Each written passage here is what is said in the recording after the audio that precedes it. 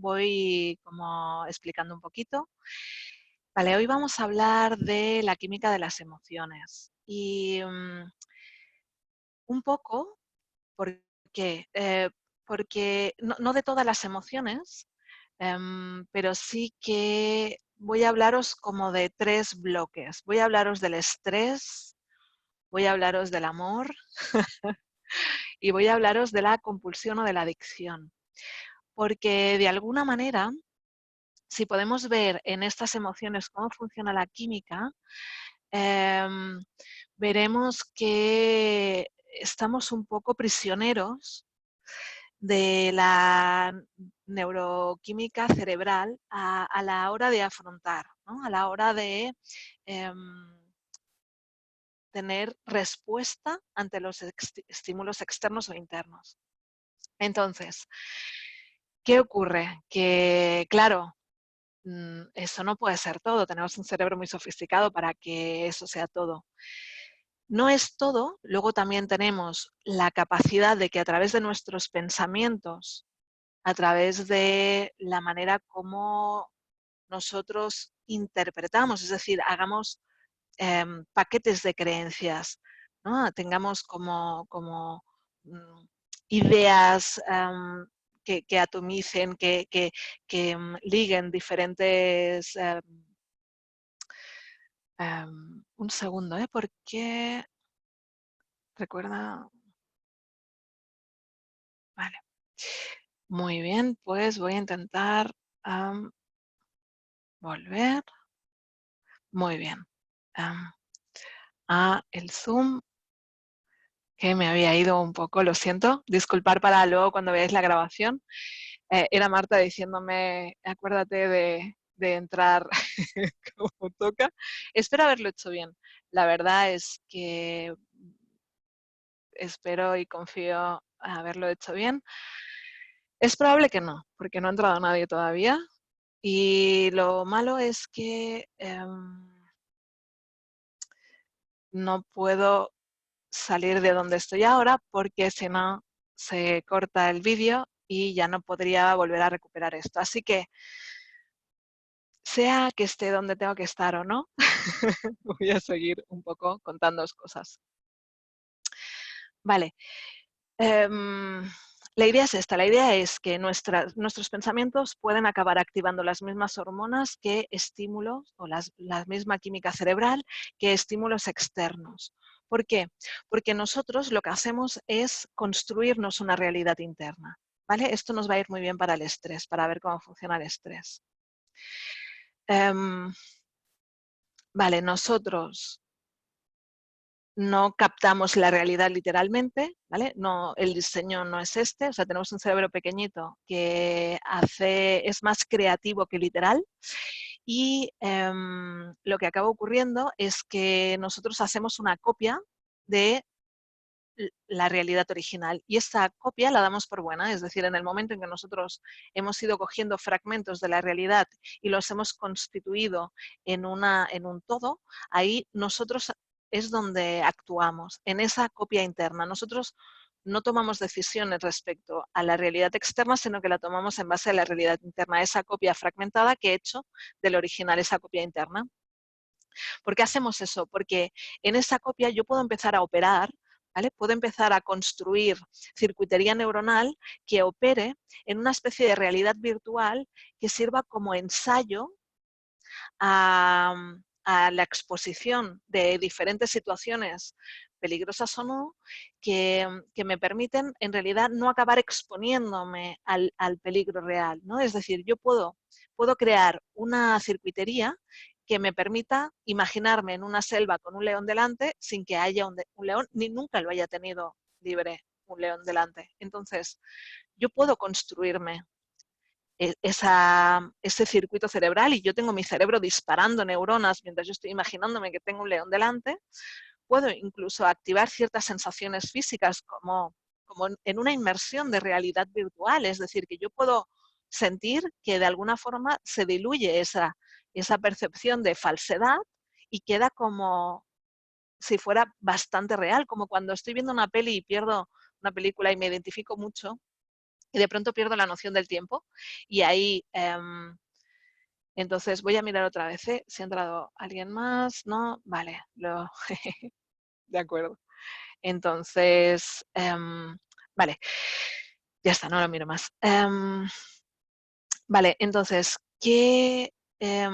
vale, yo estoy viendo una película, me estoy identificando, pierdo la noción del tiempo y del espacio porque es como que me he metido ahí dentro, ¿no? Ha conseguido absorber mi atención de tal forma e identificarme de tal forma que durante un tiempo he estado integrada con esa otra realidad que no era la mía, la he vivido desde mi realidad interna y me he sentido partícipe de aquello. Vale, pues así es como vivimos en realidad. ¿Y qué ocurre? Que como con el pensamiento yo puedo activar situaciones que en realidad no están pasando y la circuitería se pone en marcha, esta capacidad de simular o de ensayar posibilidades para el cerebro es como un gran éxito evolutivo. Por lo tanto, lo hago mucho. Y constantemente estoy ensayando formas de hacer frente a la realidad, enfrentándome a riesgos que en realidad no están. Pero yo simulo que sí. Esto aumenta mi supervivencia porque no necesito ir a comprobar si lo del león es verdad. Además, es muy curioso porque una vez escuché, no sé dónde, en alguien que hablaba y decía, es que los niños humanos, los bebés humanos, son los únicos animales que no le tienen miedo al fuego. O sea, cualquier animal bebé que no ha tenido experiencias en la vida, ve fuego o percibe fuego y huye, tiene un instinto de huir. Los bebés se acercan. O sea, le acercas a la estufa. Sí. Entonces, ahí nosotros realmente tenemos una circuitería o tenemos un diseño biológico que nos permite simular porque no tenemos tanto miedo o asumimos muchos más riesgos. Nuestra parte prefrontal nos permite asumir muchísimos más riesgos que cualquier otra especie animal. Entonces, por eso, bueno, pues tenemos este otro método alternativo. ¿Qué ocurre con el estrés? El estrés es que yo percibo una demanda superior a mis recursos, hasta el punto en el que esa demanda superior a mis recursos se mantiene en el tiempo y además la acabo percibiendo como peligrosa. Y puede ser realmente peligrosa o no, pero yo acabo percibiendo, tengo toda la misma reactividad que si tuviera un león delante.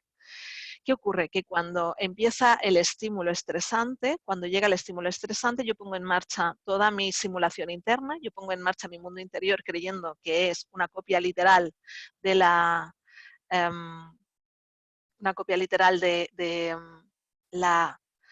realidad original y no lo es mi realidad interna con todas mis experiencias, todas mis emociones, escogiendo qué recuerdos pongo ahora y qué recuerdos no pongo y qué experiencias del pasado recojo ahora para darme fuerza o qué experiencias cojo para recordarme que yo esto no lo sé hacer.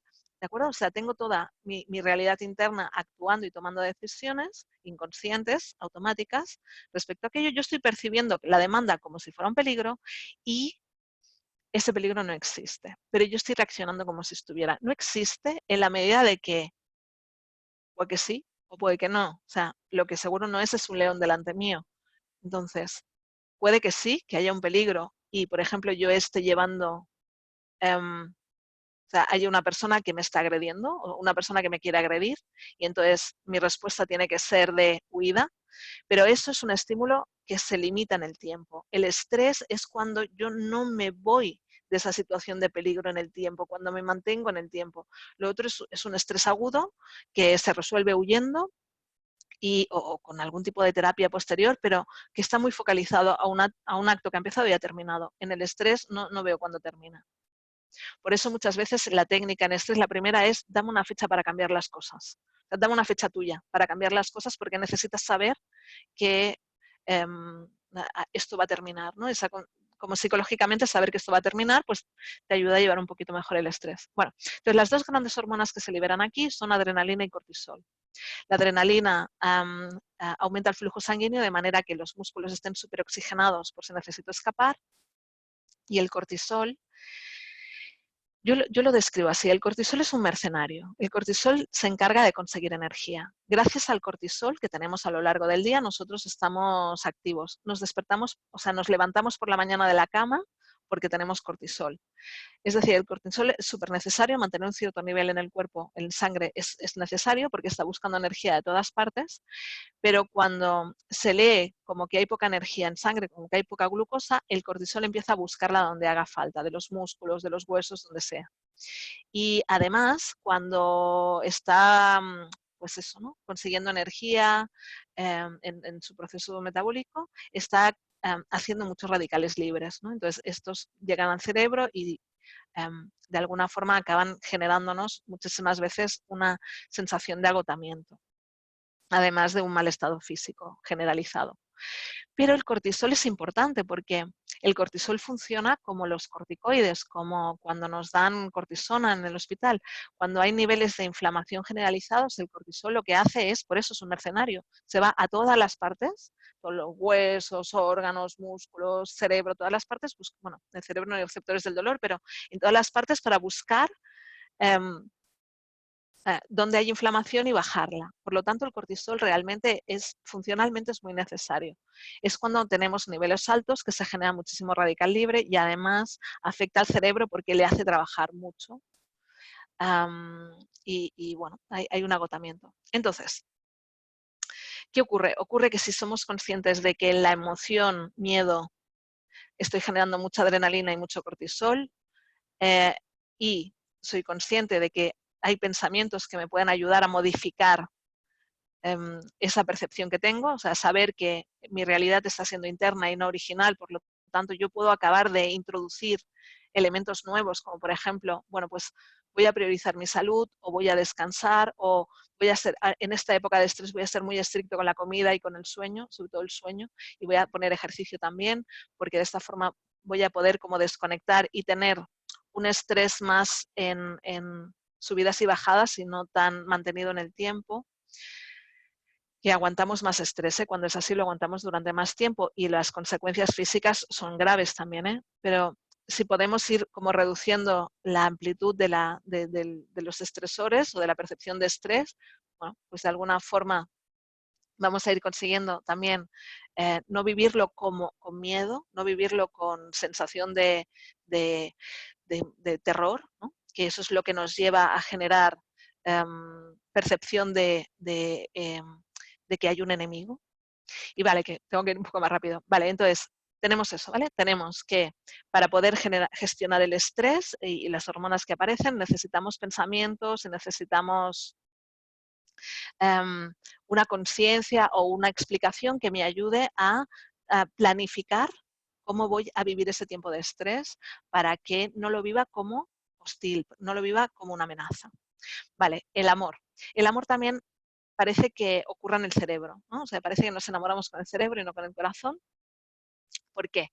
Porque a partir del momento en que alguien se me presenta como un estímulo atractivo, ¿no?, a partir del momento en que veo a alguien y ¡pam!, tengo como un mini flechazo, ahí ya está habiendo una cascada neuroquímica que va a hacer que ocurra o no. Es decir, si en el momento en que veo a alguien se activa feniletilamina, voy a tener flechazo. Si no se activa, no lo voy a tener.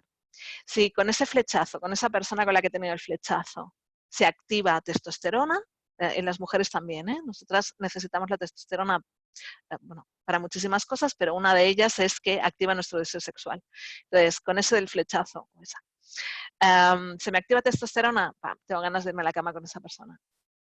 No se me activa, no tengo ganas. Pero yo, evidentemente, que mentalmente puedo generar un espacio erótico en el que lleve al otro a mi mundo interno y lo erotice. Y erotice la conversación y erotice su manera de acercarse, me erotice a mí misma para ser más seductora, ¿vale? Por supuesto que todo esto lo puedo generar con pensamientos, pero sin testosterona no va a haber deseo para la otra persona. Que yo puedo activar la testosterona vía simplemente dejándome atraer por la otra persona, o la puedo generar pensando. Después de eso, después de estar en la cama con esa persona, se puede generar vasopresina. Si se genera vasopresina, voy a tener ganas de abrazar, de estar ahí, de no soltar. Si no se genera vasopresina, en realidad es como, ya, necesito como separarme, ¿no? Esta es una de las hormonas que genera como vínculo, ¿no? Que genera como apego, ¿no? Hay un científico que le llama, una de las hormonas del amor ñoño, ¿no? Que es esa cosa del abracito, ¿vale? Si después de esa experiencia se activa oxitocina o vamos activando oxitocina o por el recuerdo o por el contacto o por la comunicación o porque nos lo expresamos el deseo de volver a vernos, nos volveremos a ver y empezaremos a repetir.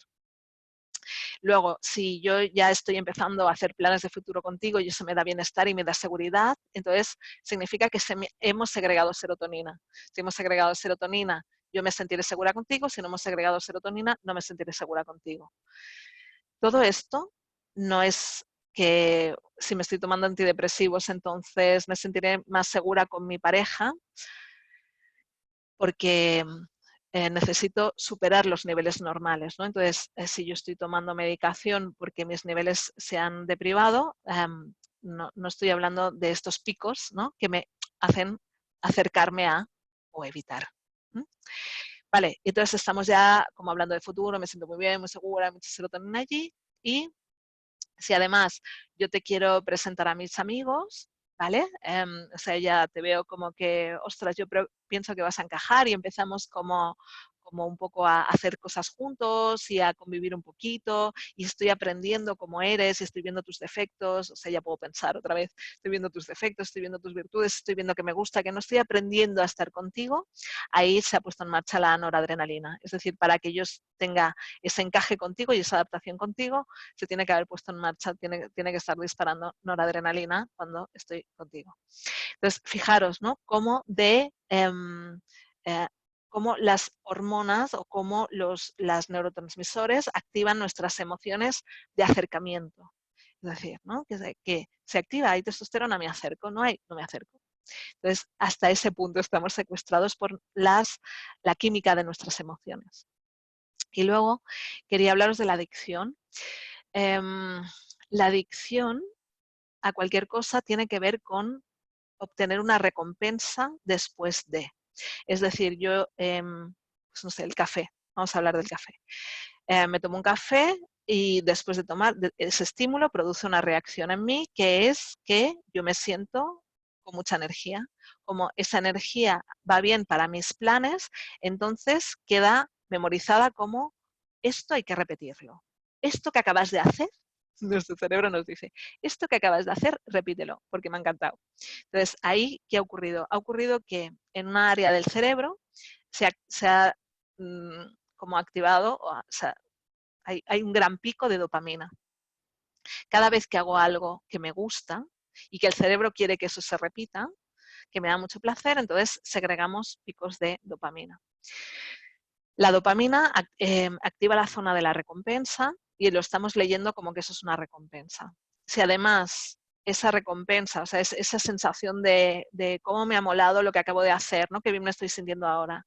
Si además se está como, o sea, no es un momento, sino que es como mucho rato, es probable que además genere endorfinas. Las endorfinas son nuestros opiáceos y nos dan una sensación internos y nos dan una sensación de bienestar. Es lo que se segrega cuando hacemos deporte o tenemos una relación amorosa o sexo bueno. Cuando estamos aprendiendo algo, también se está generando muchísimas endorfinas.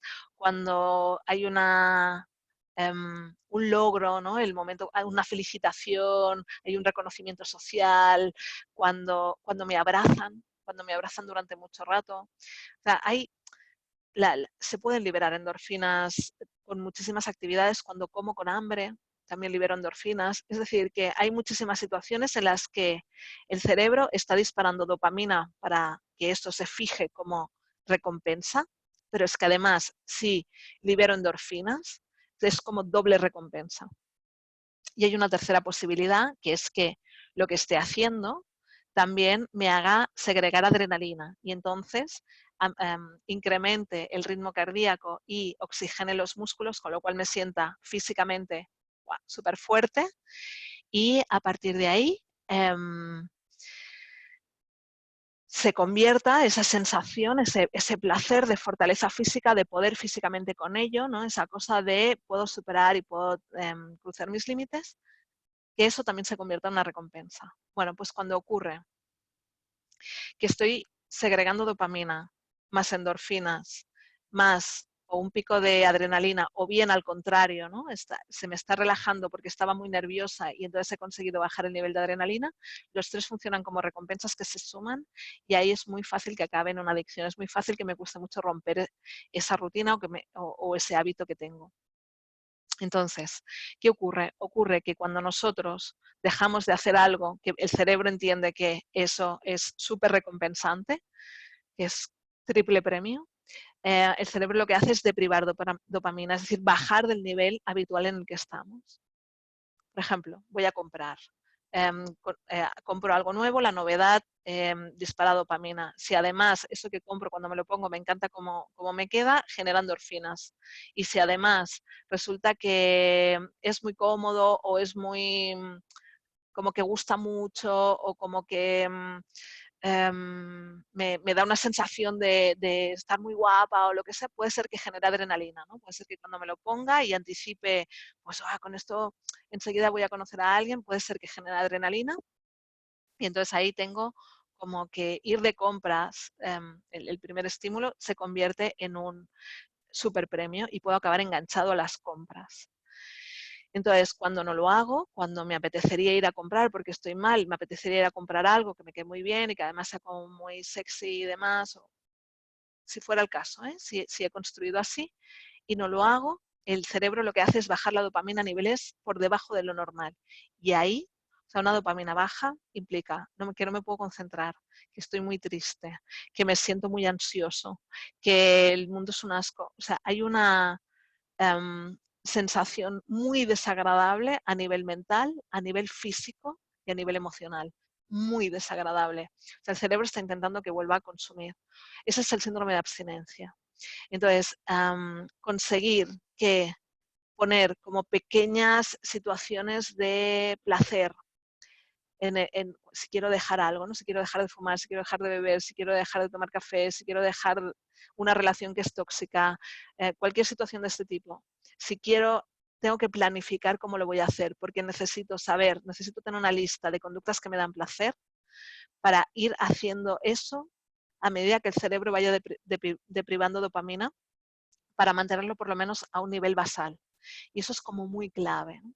Entonces, es curioso porque tenemos que entender cómo funcionan la química de las emociones, porque es en la emoción del apego, en la emoción del miedo, en la emoción del enamoramiento, en todo eso, ¿no? Hay un acercamiento y muchas veces fuera de nuestra capacidad de control.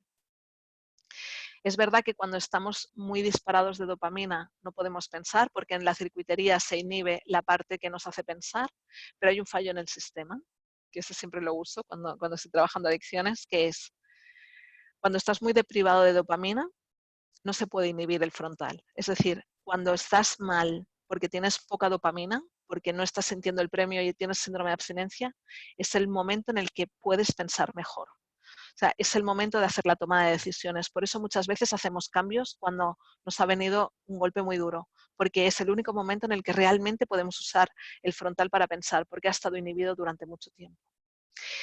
Y nada, eso es todo lo que os quería comentar.